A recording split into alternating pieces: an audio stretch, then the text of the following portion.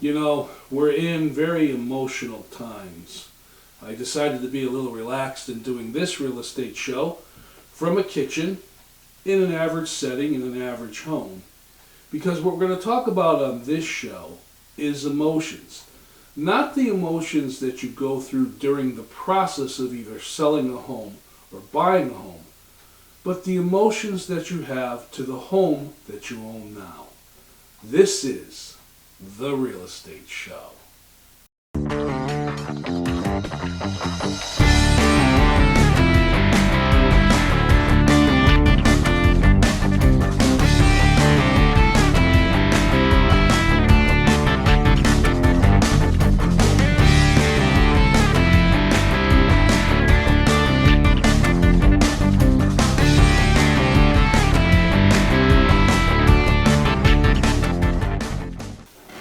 Welcome to the Real Estate Show. My name is Rick Naples. Today's show is going to talk a little bit about emotions. We're going to talk about the different emotions and attachments that you have to the home that you own. We're also later on in the show going to talk a little bit about some of the things you should know about your house, especially if you're a new buyer that's just moved into a new place. When you live in a house, you take full ownership of that house. And you know what I mean. I mean, the house itself is not just a building. It becomes part of you.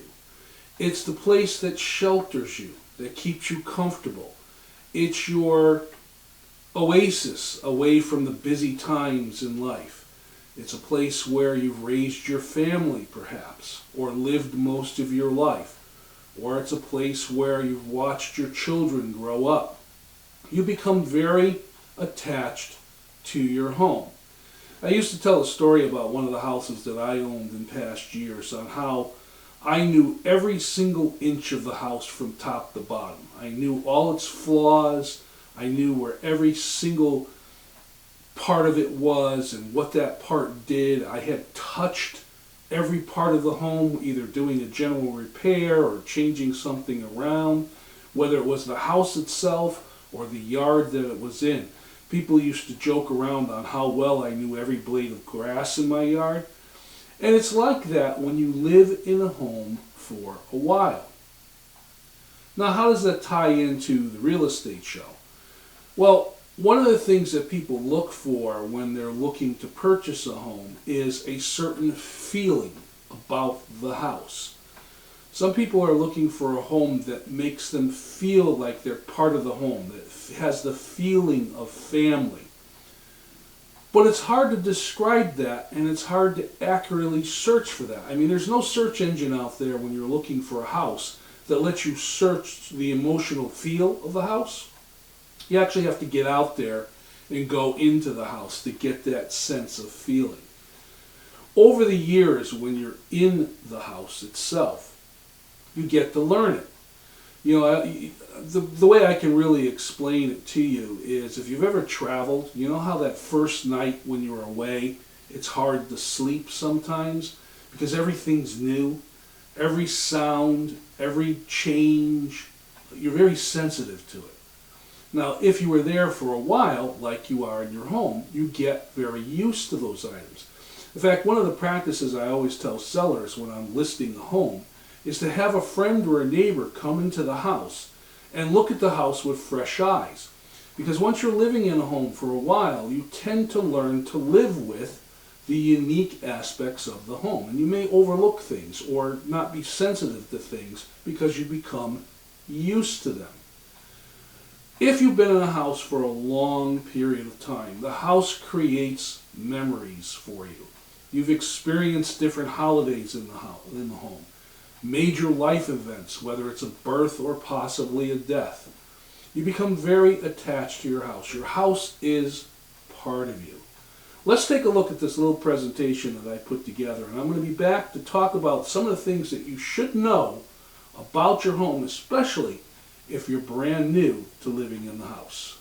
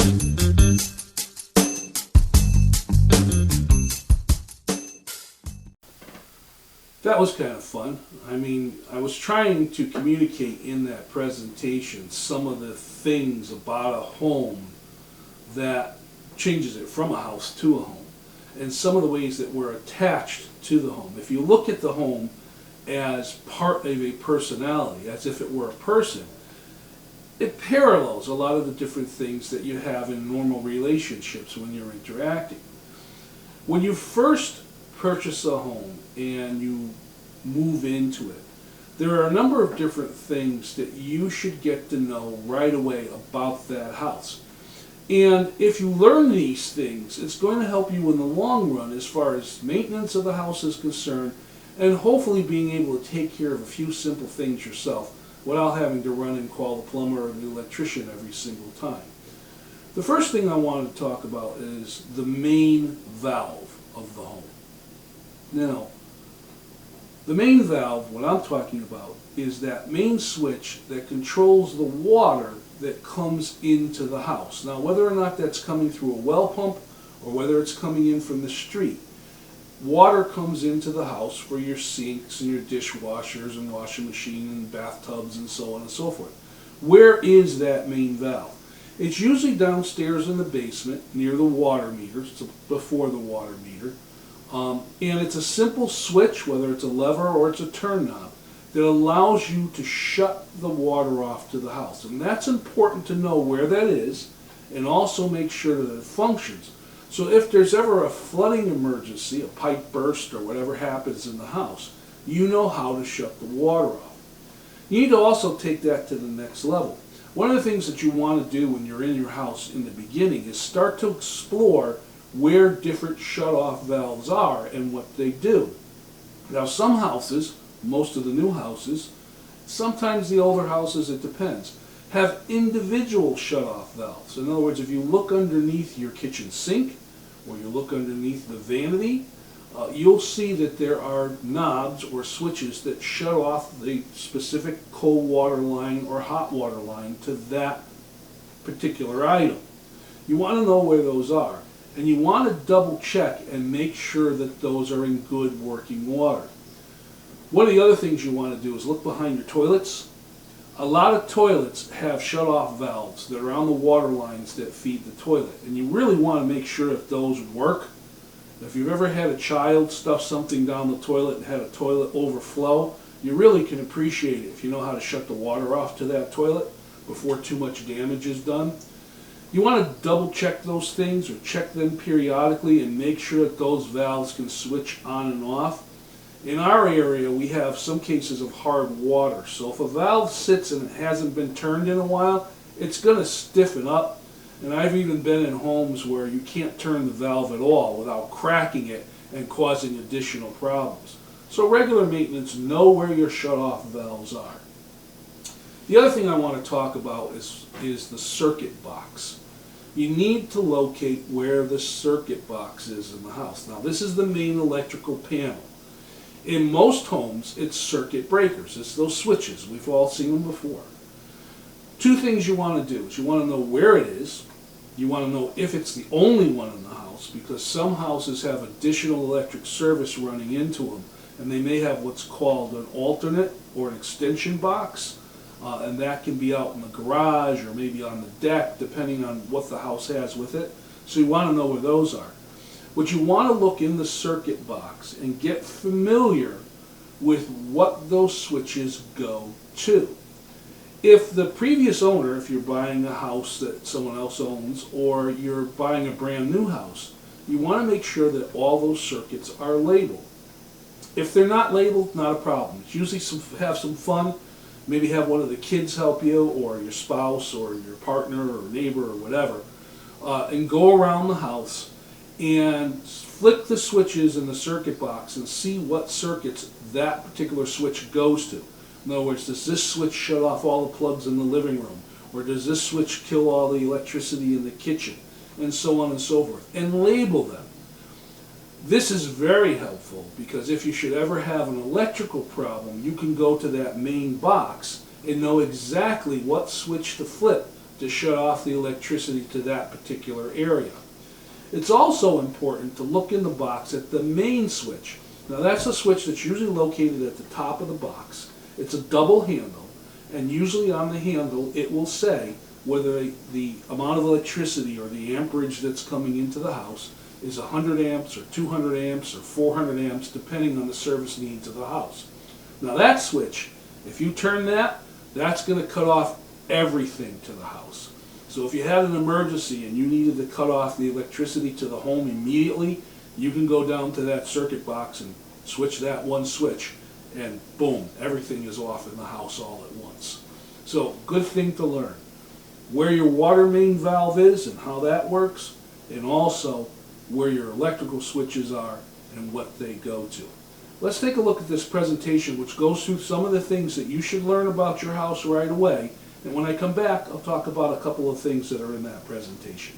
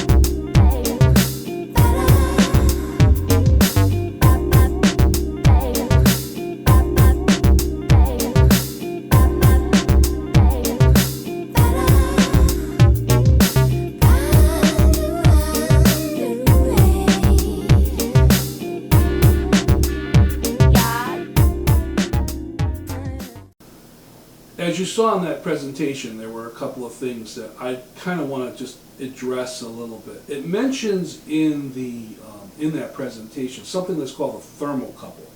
Now, some of the homes here in our state are fueled by gas, natural gas. There are plenty of homes out there that are also fueled by oil or propane gas. But for a minute, let's just talk about gas furnaces. Gas is a wonderful thing. It's efficient, helps heat your home, it's your fuel system. And sometimes, or most of the time, the gas line comes in from the street and it goes to your furnace.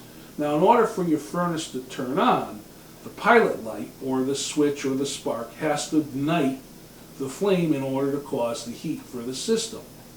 Now, sometimes those pilot lights may go out. Could be a situation of a faulty switch, could be a situation of a storm, whatever it might be. And there has to be a protection in order to stop gas from leaking into the home. And we've all read stories and seen incidents of what happens. Gas is a good thing in the furnace, but it's not a good thing when it's loose in the home. It's very dangerous. It can actually kill you. There's an item called a thermocouple. That's a switch that stops the gas from flowing into the home should there be an incident where a pilot light or something like that goes off of the furnace. Now we all know when the furnace goes off, house gets cold. It gets cold pretty fast. And a lot of times it's a simple fix. It's actually recommended that if you have a gas furnace, you have a thermocouple, an extra one, around someplace, and it's a real easy item to switch. So take a look at your gas furnace. Perhaps when you're having it serviced, go down with the serviceman and learn the different parts of it. So if there are very simple fixes, you can fix it yourself and save yourself a lot of trouble.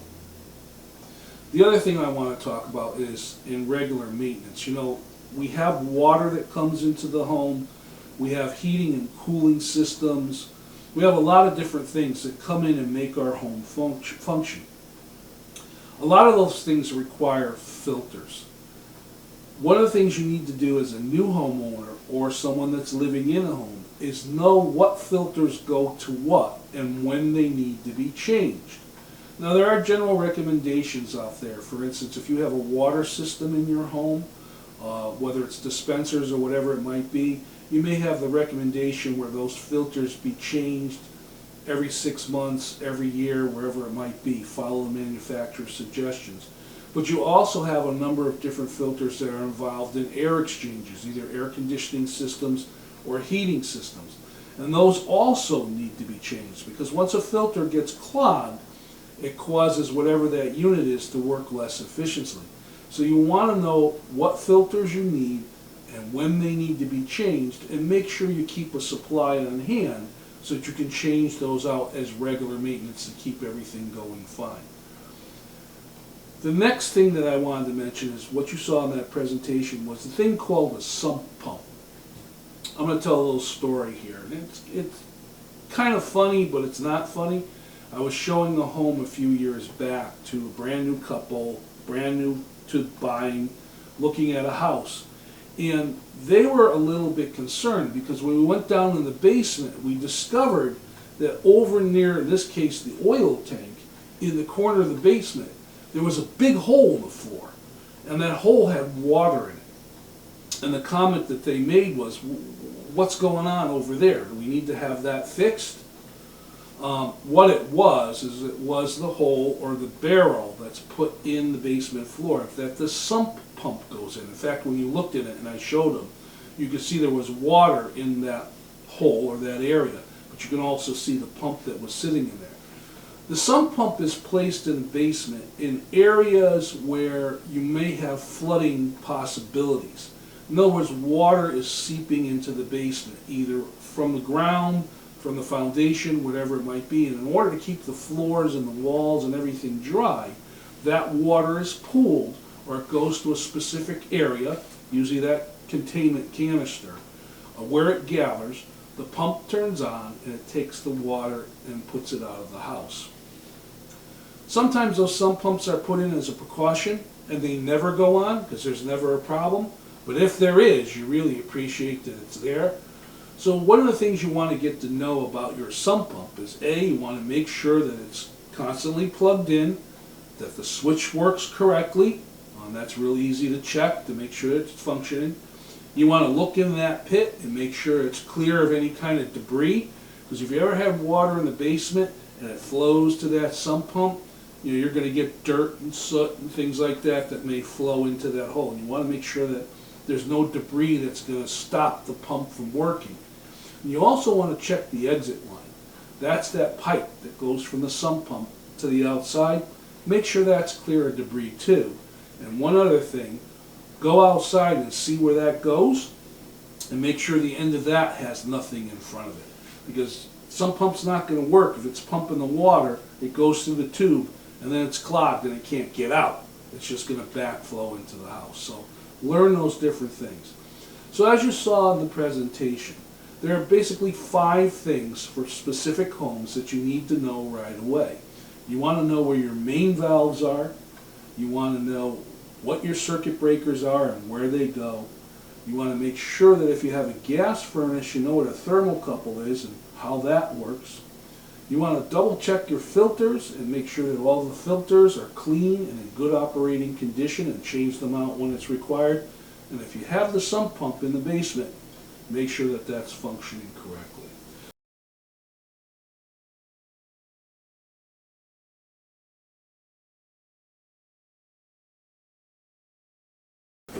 This is the part of the real estate show I call the real estate mailbag. And as you know, it gives me the opportunity to address some questions. And when I was preparing to do this particular real estate show, I was kind of going through some of the old emails that I had received over time.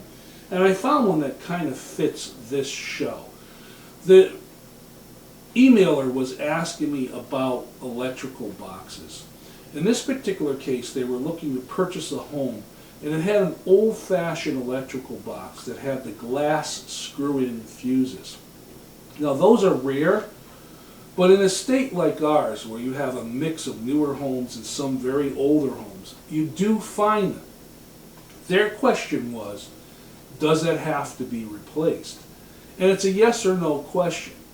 My advice is rely on your home inspector. When the home inspector goes out there and they look at the electrical service, they're going to tell you whether or not that's the proper service for the house. Sometimes if those glass fuses, there's just a couple of them and they're in an auxiliary box, might not be a problem. But if it turns out that that's in the main box, that box may need to be upgraded, and it becomes a negotiable item with the seller. My name is Rick Naples. This has been the Real Estate Show. I thank you very much for watching. I'll see you next time.